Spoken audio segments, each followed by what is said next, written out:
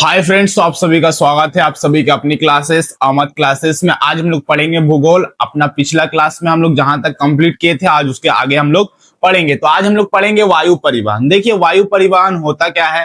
देखिए, जब कभी भी हम लोग वायु के माध्यम से एक स्थान से दूसरे स्थान जाते हैं, इसी चीज को हम लोग कहते हैं वायु परिवहन। ठीक है, इसका इतिहास तो हम लोग को थोड़ा देखना है। वायु परिवहन किस प्रकार से आया, देखिए। तो पहले पढ़िए वायु परिवहन। परिवहन का सबसे तीव्र और आधुनिक साधन है। ये क्या है? सबसे तेज और आधुनिक संसाधन में से एक है वायु परिवहन। हम लोग किसी भी स्थान में जाते हैं तो सबसे स्पीड जाने का साधन जो है वो एक वायु परिवहन ही है, और ये आधुनिक है। ये सबसे लेटेस्ट मॉडल है परिवहन में। आप लोग सड़क परिवहन, जलमार्ग परिवहन बहुत पहले से आता है, ठीक है। लेकिन वायु परिवहन राइट ब्रदर, आप लोग पढ़े होंगे इतिहास में, 1903 में सबसे पहला क्या किया था? वायुयान को उड़ाने का काम राइट ब्रदर ने किया था 1903 में। तो ये सबसे आधुनिक संसाधनों में से एक है वायु परिवहन, और सबसे तीव्र संसाधन में से एक है। जो विमान, जो हम लोग किसके माध्यम से कर सकते हैं? जो विमानों के माध्यम से कर सकते हैं, हेलीकॉप्टर और ड्रोन जैसे उड़ने वाले वाहनों के माध्यम से हवा के द्वारा यात्री, डाक और सामान को एक स्थान से दूसरे स्थान तक पहुंचाते हैं। हम लोग क्या करते हैं? हेलीकॉप्टर, वाहन, वायुयान और ड्रोन के माध्यम से एक व्यक्ति को दूसरे स्थान पर या फिर कोई भी सामान को एक स्थान से दूसरे स्थान तक लेके जाते हैं। इसी चीज को हम लोग कहते हैं वायु परिवहन, ठीक है। यानी वायु के माध्यम से व्यक्ति, वस्तु को एक स्थान से दूसरे स्थान तक जाने की प्रक्रिया को हम लोग कहते हैं वायु परिवहन। देखिए कि भारत में पहली हवाई उड़ान सबसे पहला तो राइट ब्रदर ने शुरू किया था वायुयान को उड़ाना, लेकिन ये तो सबसे पहला प्रयोग था। इसमें कोई यात्री बैठ के प्रयोग नहीं किया गया था, ठीक है। तो भारत में पहली हवाई उड़ान अंग्रेजों के शासनकाल में 1911 में इलाहाबाद, जो आज प्रयागराज जाना जाता है, प्रयागराज से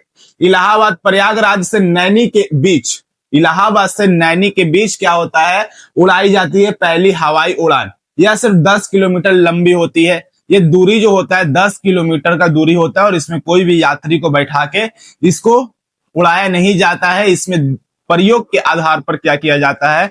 उड़ाया जाता है ये वायुयान को। 1911 में इलाहाबाद से नैनी के बीच, जो 10 किलोमीटर के बीच था, इसका दूरी तय करवाया जाता है वायुयान का, ठीक है। 1947 देखिए, आजाद हो गया भारत।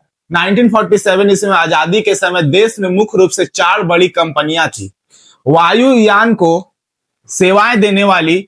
आजादी के बाद भारत में 4 सबसे बढ़िया कंपनी थी जो भारत में क्या करती थी? वायु सेवा देती थी, ठीक है। जिसमें नाम था इंडियन नेशनल एयरवेज, ठीक है, Tata science limited, air services of India और दक्कन एयरवेज। ये 4 कंपनियां जो थी भारत में वायुयान का सेवा देने का काम करती थी 1947 यानी आजादी के समय, ठीक है। लेकिन 1951 में कुछ समय बाद क्या हो गया? 1951 में बाजार में और 4 और नई कंपनियां था। पहले कितना कंपनी था? 4 कंपनी था। ये 4 कंपनी क्या करता था? 1947 में ये सेवा देने का काम करता था। लेकिन 1951 में क्या हो गया? बाजार में यानी मार्केट में 4 और कंपनियां आ गई, ठीक है। अब यानी कुल 8 कंपनियां हो गई, 4 पहले की और 4 अभी नई कंपनियां आई। तो ये 8 कंपनियां क्या हो गई? भारत में सेवा देने का काम करने लगी वायु परिवहन का। लेकिन 1953 में राष्ट्रीयकरण कर दिया जाता है। ये 8 जो कंपनियां है ना, इसका राष्ट्रीयकरण कर दिया जाता है। राष्ट्रीयकरण क्या है? कोई भी सरकार क्या करता है, जो प्राइवेट कंपनी चला रहा है, जैसे कि ये सारा चीज जो टाटा एयरलाइंस साइंस लिमिटेड, ये सारा जो कंपनी था ना, ये सारा प्राइवेट कंपनी था। ये भारत सरकार के अंडर में नहीं था। ये 8 कंपनी, ठीक है, ये प्राइवेट कंपनियों के अंडर में था। तो सरकार क्या की? ये प्राइवेट कंपनियों के हाथों से अपने हाथों में ले ली। इसी चीज को हम लोग कहते हैं राष्ट्रीयकरण करना। यानी निजी कंपनी से क्या करना? सरकार जब कोई कंपनी को ले लेती है, प्राइवेट कंपनी से कोई भी चीज को सरकार अपने अंडर में ले लेती है और उसको चलाती है, तो उसी को कहते हैं राष्ट्रीयकरण करना, ठीक है। तो ये 8 कंपनी प्राइवेट थी, लेकिन राष्ट्रीयकरण कर दिया गया 1953 में। अब राष्ट्रीयकरण के तहत क्या हुआ? सरकार ने इन सभी निजी कंपनी को सरकारी बना दिया। बोला कि अब हम क्या करेंगे? ये सारा 8 कंपनी को अब हम कंट्रोल करेंगे। यानी अब ये सरकार चलाने लगी, पहले प्राइवेट कंपनी चलाती थी, ठीक है। अब सरकार तो आपसे पूछेगा वायुयान का राष्ट्रीयकरण कब कर दिया गया? 1953 में। याद रखिएगा, राष्ट्रीयकरण कब कर दिया गया? 1953 में इसका राष्ट्रीयकरण कर दिया जाता है। सरकार ने इन सभी कंपनियों को सरकारी बना दिया। अब सरकार कंट्रोल करेगी और पूरे वायु यातायात को दो बड़े निगमों में बांट दिया। अब देखिए, टोटल 8 कंपनियां थी ना, 8 कंपनियां थी 1951 में, लेकिन 1953 में राष्ट्रीयकरण कर दिया गया और 8 कंपनियां को क्या कर दिया गया? 2 भाग में बांट दिया गया। कितना भाग में बांट दिया गया? 2 भाग में सरकार इसको बांटती है। अब 2 भाग का नाम आप लोग से पूछे जा सकते हैं। देखिए, 2 भाग का नाम है, एक का नाम है एयर इंडिया, ठीक है, और दूसरा का नाम है इंडियन एयरलाइंस। क्या नाम है? Indian airlines. एक का नाम है एयर इंडिया, उसके बाद इंडियन एयरलाइंस। दो सरकार क्या करती है? दो चीज में इसको क्या करती है? विभाजित कर देती है, इंडियन एयरलाइंस और एयर इंडिया।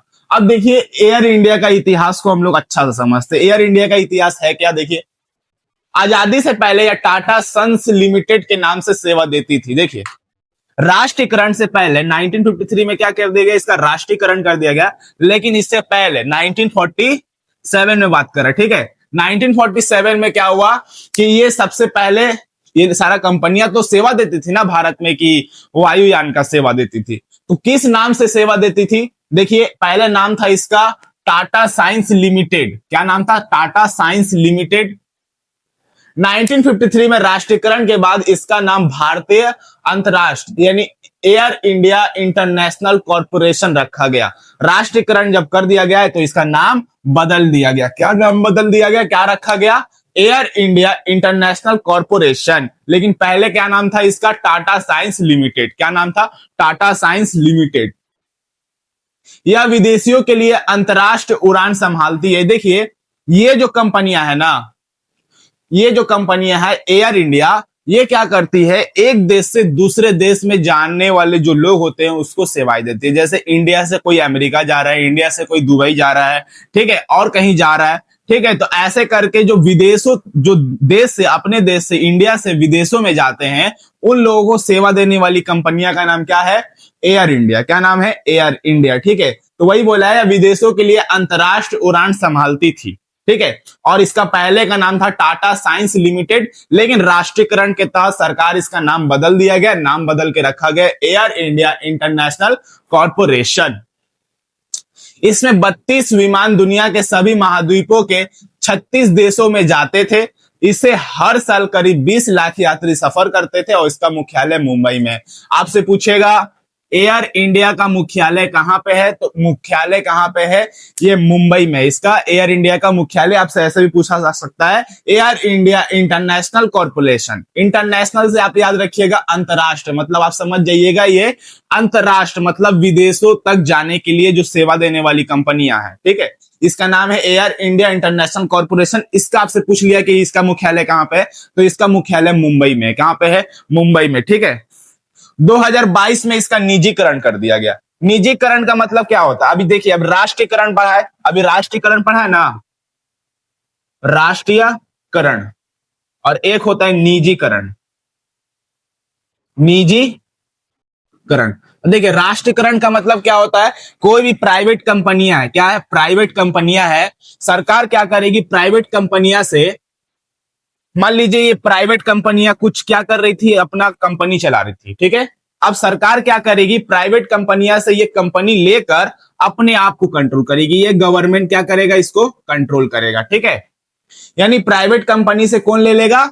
गवर्नमेंट ले लेगा। उस चीज को कहते हैं राष्ट्रीयकरण करना। और निजीकरण क्या करना है? जब गवर्नमेंट से वो कंपनी क्या ले लेगा? कोई प्राइवेट वाला आदमी ले लेगा, उसको कहते हैं निजीकरण करना। यानी प्राइवेट कंपनी से सरकार लेगा तो राष्ट्रीयकरण, और सरकार से प्राइवेट कंपनी रहेगा तो निजीकरण। तो ये एयर इंडिया का, या फिर आप बोल सकते एयर इंडिया इंटरनेशनल कॉरपोरेशन का क्या कर दिया गया? 2022 में निजीकरण कर दिया गया। घाटे के कारण, किसके कारण? सरकार जब इसको चला रही थी तो इसका घाटा बहुत ज्यादा हो गया, ठीक है। घाटा में जाने के कारण 27 जनवरी 2022 को सरकार ने इसे वापस टाटा समूह यानी टाटा ग्रुप को 18,000 करोड़ में बेच दिया, जिसे इसका पूर्ण निजीकरण हो गया। टाटा समूह को क्या कर दिया? 18,000 करोड़ में क्या कर दिया? इसको बेच दिया ये सरकार। और 2 में कर दिया गया इसका निजीकरण। किसके द्वारा किया गया? टाटा समूह क्या करता है, इसको ले लेता है 18,000 करोड़ में, और अभी भी इसको वही कंट्रोल कर रहा है। ठीक है, आपको समझ में आया यहां तक कि एयर इंडिया का इतिहास क्या था? ये आजादी से पहले जो था, ये किस नाम से सेवा देता था? टाटा साइंस लिमिटेड के नाम से सेवा देता था। लेकिन सरकार जब इसको अपने अंडर में लेता है 1953 में राष्ट्रीयकरण के तहत, तो इसका नाम बदलकर क्या रख देता है?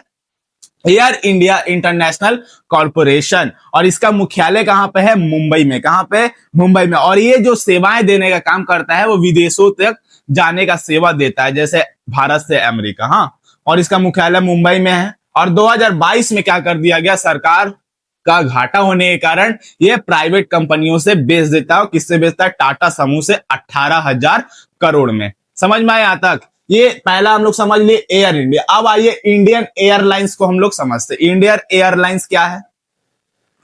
देखो, इंडियन एयरलाइंस है ना, आजादी के समय की घरेलू कंपनियों को मिलाकर इसका नाम भारतीय विमान निगम रखा गया। देखो, जब हम ये जस्ट बताए कि भारत सरकार जब राष्ट्रीयकरण करने से पहले भारत में कुल 8 कंपनियां थी, तो वही सारी कंपनियों में से कुछ कंपनियों को मिलाकर सरकार क्या करता है? इंडियन एयरलाइंस कॉर्पोरेशन यानी इंडियन एयरलाइंस को बनाता है। ठीक है, यह देश के भीतरी भागों और भारत के समीपवर्ती पड़ोसी देशों में वायु परिवहन संभालती है। देखिए, एयर इंडिया क्या था? वो विदेशों के लिए अपना व्यापार परिवहन का सेवा देता था। जैसे हमको इंडिया से अमेरिका जाना है तो कौन देगा परिवहन सेवा? Air India. जैसे इंडिया से हमको ब्रिटेन जाना है तो कौन देगा परिवहन सेवा? Air India. फ्रांस भी जाना है तो एयर इंडिया ही देगा। लेकिन इंडियन एयरलाइंस क्या है? ये ऐसा नहीं करता। ये अपने देश के अंदर परिवहन सेवा देने का काम करता है। जैसे हम बोले हमको दिल्ली से कोलकाता आना है तो कौन परिवहन सेवा देगा? इंडियन एयरलाइंस देगा। या फिर और भारत के कोई भी स्थान पर जाना है कोलकाता से कहीं भी, तो हमको कौन परिवहन सेवा देगा? इंडियन एयरलाइंस देगा। या फिर आप पड़ोसी देश में जैसे भूटान हो गया, नेपाल हो गया, बांग्लादेश हो गया, ये सारे जगहों पे जाने के लिए एयर इंडिया नहीं देगा, क्योंकि ये पड़ोसी देश है। लगभग ये इंडियन एयरलाइंस आपको दे देगा। ठीक है, और इसके विमान लगभग 5 लाख किलोमीटर लंबे मार्ग पर चलते थे और रोजाना 28,000 यात्री इसमें सफर करते थे। देखिए, इसका 5 लाख किलोमीटर लंबा रूट है। कितना लंबा है? 5 लाख किलोमीटर इसका सबसे लंबा रूट है। और ये क्या करता है? इतना किलोमीटर तक ही ये अपना यात्रा करने का काम करता है। ठीक है, इससे ज्यादा ये उड़ नहीं सकता है। ठीक है, इसको नियम है। रोजाना 28,000 यात्री इसमें सफर करते थे। और इसका मुख्यालय कहाँ है? नई दिल्ली में। एयर इंडिया का मुख्यालय कहाँ है? मुंबई। और इंडियन एयरलाइंस का मुख्यालय कहाँ है? नई दिल्ली में। याद रखिएगा, नई दिल्ली में। 2005 में इसका नाम बदल दिया गया। 8 दिसंबर 2005 को इसका नाम बदलकर इंडियन एयरलाइंस से सिर्फ क्या रख दिया गया? इंडियन रख दिया गया। क्या रख दिया गया? इंडियन कर दिया गया। और इसका एक लोगो बनाया गया, जिसमें आप लोग देखिएगा कोकण के सूर्य मंदिर के चक्र जैसा रखा गया। देखिए, इसका जो लोगो है ना, ये सूर्य है, और यहाँ पे ऐसे ऐसे आप लोग देखिएगा इसका जहाज में लोगो बना होता है। इसी को कहते हैं कोकण के सूर्य मंदिर के चक्र जैसा रखा गया है इसका लोगो। ठीक है, आपसे याद रखिएगा इंडियन एयर इंडिया क्या है और इंडियन एयरलाइंस क्या है। ये दोनों में आप लोग को अच्छा से अंतर समझ में आया ना, कि इसका दोनों का राष्ट्रीयकरण 1953 में हुआ था। देखिए, इंडियन एयरलाइंस का भी 1953 में ही राष्ट्रीयकरण हुआ था और एयर इंडिया का भी 1953 में ही राष्ट्रीयकरण कर दिया गया था। और इसको अभी बेचा नहीं गया है, इसको अभी सरकार चला रही है। लेकिन एयर इंडिया को क्या कर दिया गया है? वो टाटा से बेच दिया गया है 18,000 करोड़ में। अब देखो कि भारतीय विमानपथ प्राधिकरण AAI, ठीक है, यह संस्था भारत के 137 हवाई अड्डों का सफल संचालन और सुरक्षा संभालती है। देखो, वहां पे हवाई अड्डा होगा जहां पे ये एरोप्लेन वगैरह आके रुकता है, रहता है, लैंड करता है, तो वो सारा उस स्थान को बोलते हैं हवाई अड्डा। तो वहां का साफ सफाई का ध्यान, वहां का संचालित, वहां पे सब चीज देख रेख का काम कौन संस्था करती है? भारतीय विमानपथ प्राधिकरण, जिसको कहते हैं AAI। हवाई अड्डों की संख्या, नागरिक उड्डयन विमान के पास कुल 35 अंतरराष्ट्रीय हवाई अड्डे और 102 अन्य हवाई अड्डे हैं। देखो, इसके पास, भारत के पास कई सारे हवाई अड्डे हैं, ठीक है, जिसमें से आप लोग का कुछ प्रमुख प्रमुख हवाई अड्डे का नाम आप लोग जान लीजिए। देखिए, इंदिरा गांधी टर्मिनल हवाई अड्डा कहाँ पे? नई दिल्ली में। ठीक है, सांता क्रूज ये कहाँ पे? मुंबई में। दमदम कोलकाता में, आप लोग को पता है। मीनाबक्कम कहाँ है? चेन्नई में है। तिरुवनंतपुरम कहाँ पे? केरल में है। देखिए, ये वहां का भाषा के आधार पर रखा गया है। तिरुवनंतपुरम ये केरल में है, और अहमदाबाद कहाँ पे है? गुजरात में। ये सारे कुछ प्रमुख प्रमुख हवाई अड्डों का नाम है, आप इसको याद रखिएगा। तब तक के लिए मिलते हैं हम लोग नेक्स्ट क्लास में। तब तक के लिए आप पढ़ाई करते रहिए। तब तक के लिए धन्यवाद।